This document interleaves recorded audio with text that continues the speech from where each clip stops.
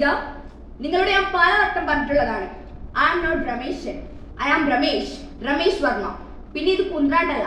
This is called iPhone. Just remember that mister Sreedharan.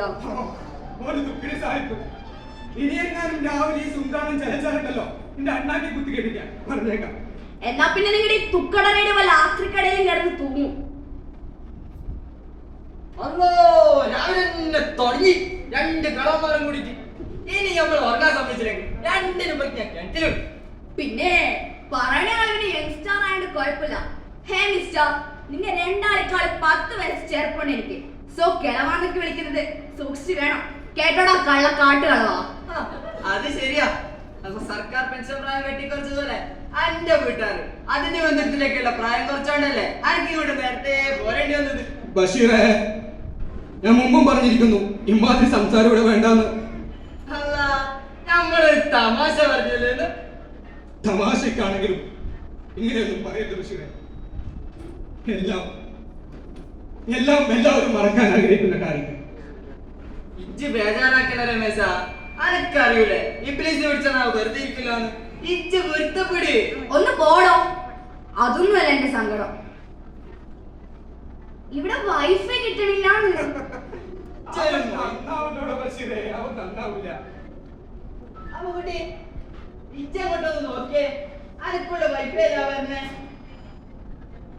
Oh my God, അത് wifi അല്ല, virus ആണ്. ജീവൻ വേണേ അരഞ്ഞൊതുങ്ങി ഇരുന്നോളൂ.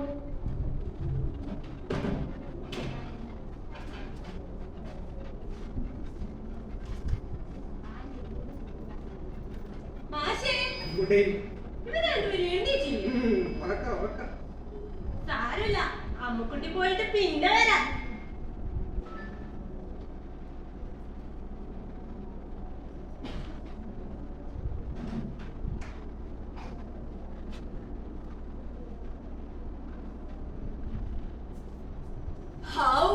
രക്ഷപ്പെട്ട്. അല്ല പിന്നെ നമ്മളെടുത്ത ചോളക്കാളി അമ്മുകുട്ടി ഇച്ചിരിണ്ടേന നമ്മള് വല്ലാതെ സങ്കടപ്പെട്ടിരിക്കായിരുന്നു. നമ്മളൊന്ന് മാപ്പിളെ നിക്കടവിടെ ആ സൂപ്രണ്ട് കാണാതെ രണ്ടിനും ബ്രെഡും മിഠായിയൊക്കെ വാങ്ങിച്ചു തരുമ്പോ അമ്മുക്കുട്ടി നല്ല കുട്ടി, പഞ്ചാര കുട്ടി, അല്ലാതെ കുട്ടി പിശാശി അല്ലേ? കാണിച്ചു തരാം രണ്ടിനും. എന്റെ പൊന്നമ്മുക്കുട്ടിയല്ലേ, അത് രണ്ടും മാത്രം ഒഴിവാക്കിയേക്കല്ലേ. ഏത്തവിടെ ഞങ്ങള് അമ്മുക്കുട്ടി ഒരു തവണത്തേക്ക് വിട്ടേക്ക്, പാവല്ലേ. മാഷ് പറഞ്ഞോട് ഈ പ്രാവശ്യത്തേക്ക് ഞാൻ വിട്ടു കളയാം.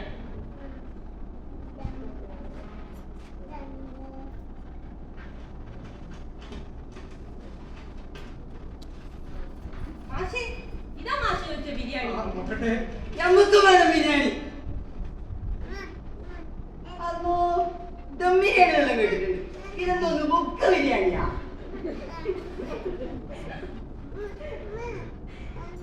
വല്ലപ്പോഴും രണ്ടക്ഷരം പറഞ്ഞു ശ്രമിക്കുമ്പോ കണ്ണുറക്കം നടിക്കുമ്പോ ആലോചിക്കണായിരുന്നു. ഇതേ പല നിറക്കാരന്റെ ബിരിയാണി ഇല്ല, ബുക്ക് നിറക്കാരന്റെ ബിരിയാണിയാ. അങ്ങനെ നമ്മളെ കളയാക്കൊന്നും വേണ്ട. നമ്മക്ക് ഈ പറഞ്ഞല്ലേ നമ്മ പഠിക്കരുത്. വേണം വായിച്ചു കാണിക്കാലോ. എന്നാ കാണാലോ.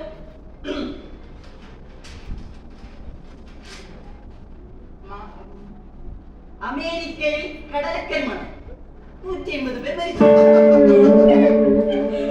ഓ മൈ ഗോഡ്, അത്ര പുളിച്ചറിയാ അമ്മു. ഇനി നീ എങ്ങാനും ഞങ്ങളറിയേണ്ട അമേരിക്കയിലെങ്ങാനും പോയി കടലക്കറി വെച്ചാ. എന്റെ പൊന്നു മണ്ടമണപ്പന്മാരെ, കടലക്കറി മണമല്ല കടലാക്രമണ. നിങ്ങൾ രണ്ടിനിടയിൽ നിന്നാ എനിക്ക് ശരിയാവില്ല. എനിക്ക് പോയിട്ട് കുറെ ജോലിയുണ്ട്. അമ്മുക്കുട്ടി, നമുക്ക് ഇന്നല്ലേ അമ്മയെ ആശുപത്രി കാണിക്കാൻ കൊണ്ടുപോകേണ്ടത്. നമ്മളെ ഇത് വച്ചോളൂ മോളെ.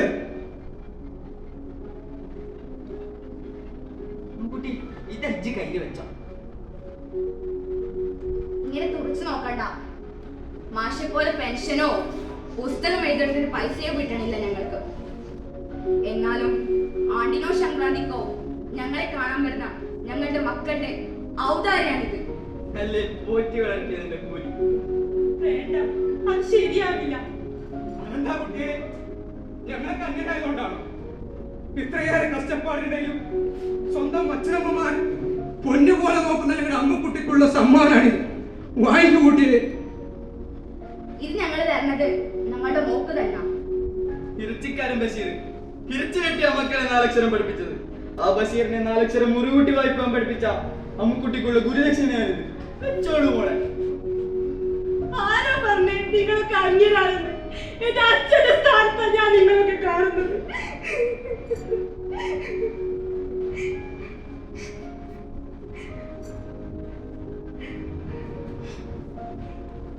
മാഷേ, ഇന്നൊരു പുതിയ അച്ഛൻ കൂടി ഇങ്ങോട്ടേക്ക് വരുന്നുണ്ട്. ആണോ? അപ്പോ മറ്റൊരു കുടുംബത്തിന് കൂടി അച്ഛൻ ബാധ്യതയായി അർത്ഥം അല്ലേ അമ്മക്കുട്ടിയെ?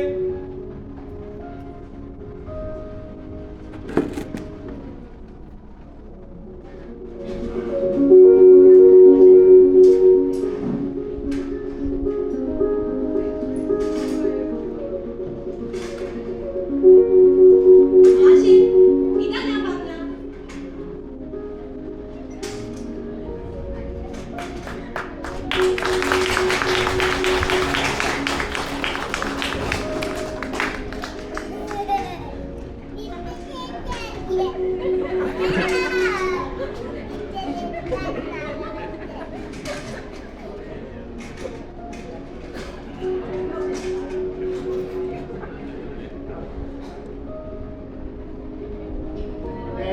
ഇതുപോലുള്ള ചീപ്പ് ബെഡിലൊക്കെ കിടത്തിയേക്കരുത്. പൈസ എത്രയാണെന്ന് പറഞ്ഞാൽ മതി, ഞാൻ ഇവിടുത്തെ അക്കൗണ്ടിലേക്ക് ട്രാൻസ്ഫർ ചെയ്തോളാം.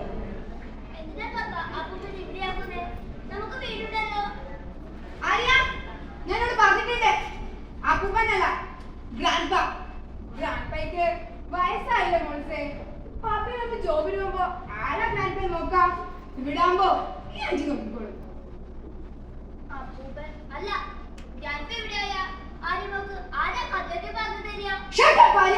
അല്ലെങ്കിലും ഈ ഗ്രാൻഡ്പ പറഞ്ഞിരുന്നേ സില്ല് കഥകൾ കേട്ടാ നീ സ്പോയിലായി പോയത്.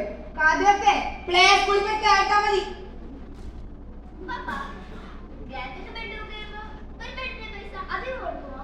അതെന്തിനാ? ഗ്രാൻഡ്പയ്ക്ക് ഒരു ബെഡ് പോരെ?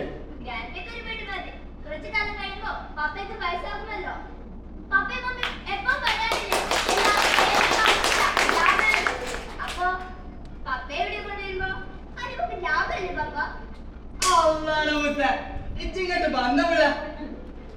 അനക്കെന്റെ പേര് ഇഷ്ടായി.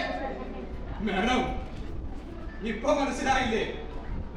അപ്പൂപ്പന്റെ സോറി ഗ്രാൻഡ്പായുടെ ഗുണപാഠകഥകളല്ല, നിങ്ങളുടെ ലാഭക്കഥകളാണ് കുട്ടികളെ മോശാക്കണേന്ന്. സർ, ഇതിലൊരു സൈൻ ചെയ്ത പ്രൊസീജിയേഴ്സ് കഴിഞ്ഞു. വാങ്ങിച്ചോളൂ മോനെ.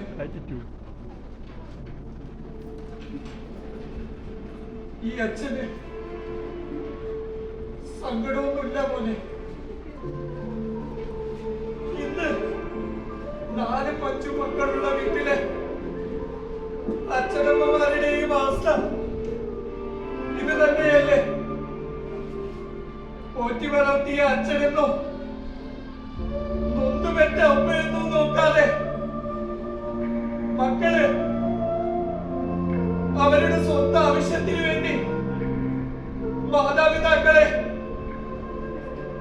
അങ്ങോട്ടും ഇങ്ങോട്ടും തട്ടിക്കളിക്കുന്നത് കാണുമ്പോ നെഞ്ചു പൊട്ടുന്നു.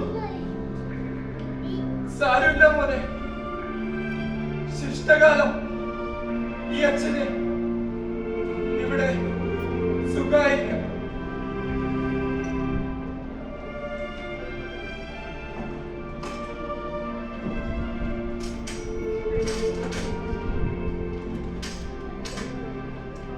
പതിമൂന്നാം വയസ്സ് മുതല് ഒരു കരിക്കൽ ക്വാറിയിലാണ് എന്റെ ജീവിതം ആരംഭിച്ചത്.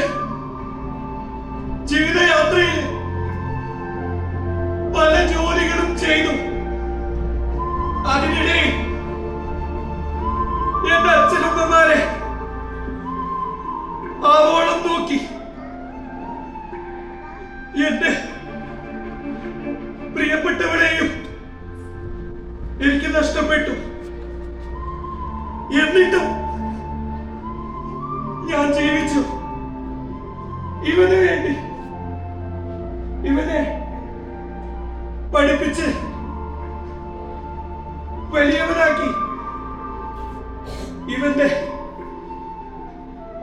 ജീവിതം സ്വപ്നം കണ്ടു. സാരുണ്ട മോനെ, കണക്ക് പറയുന്നത് ഈ അച്ഛന് പണ്ടേ ഇഷ്ടമല്ല. ആ ഫോൺ വാങ്ങിച്ചിട്ട് ഒപ്പിട്ടോളൂ. ശിഷ്ടകാലം എന്റെ പൊന്നു മോനെ എന്നെങ്കിലും ഈ അച്ഛന് കാണണമെന്ന് തോന്നിയ ഒന്ന് വന്നാ മതി. അത്രയും മതി, അത്രയും മതി. നിന്റെ ഈ പൊന്നച്ഛൻ.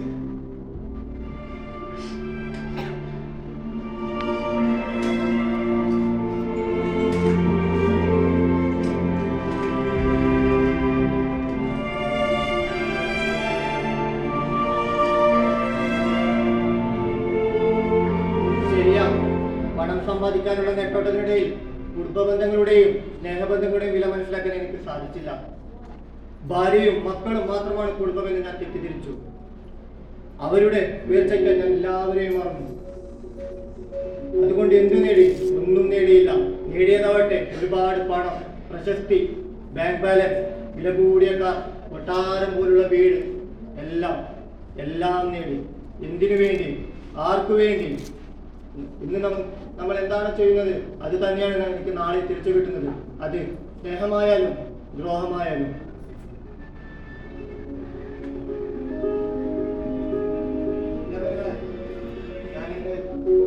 അല്ല, ആദ്യയുടെ ഗ്രാൻഡ് കൊണ്ടുപോവുക ഞങ്ങളുടെ വീട്ടിലേക്ക്.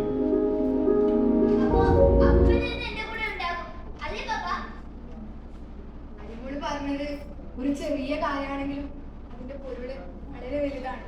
ഇനിയുള്ള കാലം നമുക്ക് അച്ഛനെ സന്തോഷത്തോടെയും സ്നേഹത്തോടെയും നന്നായി നോക്കണം. വാച്ച നമുക്ക് നമ്മുടെ വീട്ടിലേക്ക് പോവാം.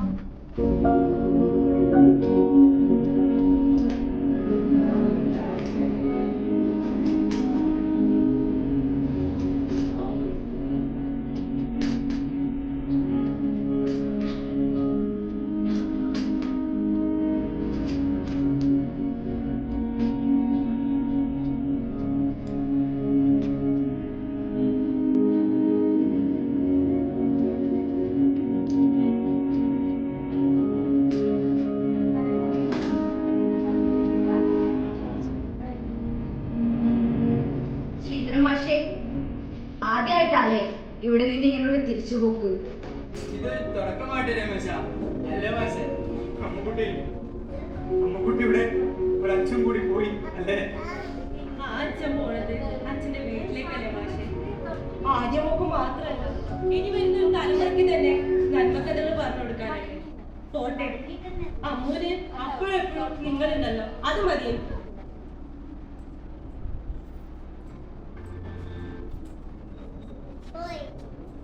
ഇങ്ങനെന്താ മാഷെ ബേജാറായിക്കണേ? ഒന്നുമില്ലല്ലോ. ശങ്കരേട്ടന്റെ വാക്കുകൾ കേട്ടപ്പോ മനസ്സിനകത്ത് വല്ലാത്തൊരു ഹൃദയത്തിൽ നിന്നും എന്തൊക്കെയോ വന്നിരുന്നു.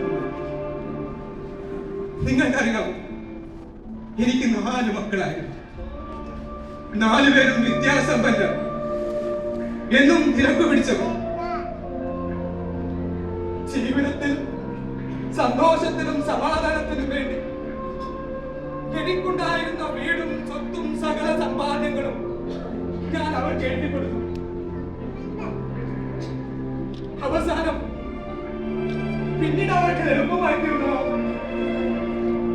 പിന്നീടുള്ള എന്റെ ജീവിതം അവർ നിശ്ചയിക്കുന്ന ടൈം ടേബിൾ പ്രകാരമായിരുന്നു. ഓരോ 15 ദിവസം കഴിയുമ്പോഴും ഓരോരുത്തരുടെ കൂടെ അവസാനം അവരുടെ ഭാര്യമാരുടെ വാക്കുകൾ കേട്ട് അവര് മടികൂടി. പിന്നീട് സാമൂഹ്യ പ്രവർത്തകരുടെ കാരുണ്യം കൊണ്ടാണല്ലോ ഞാനിവിടെ എത്തിച്ചേർന്നത്.